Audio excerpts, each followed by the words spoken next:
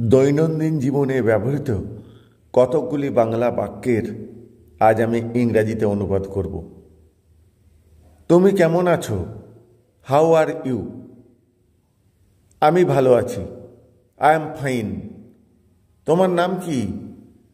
What is your name? আমার নাম Rahul. My name is Rahul. তুমি কোথায় থাকো? Where do you live? আমি কলকাতায় থাকি। I live in Kolkata.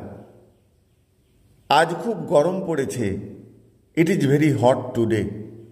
দয়া করে আমাকে একটু জল দাও।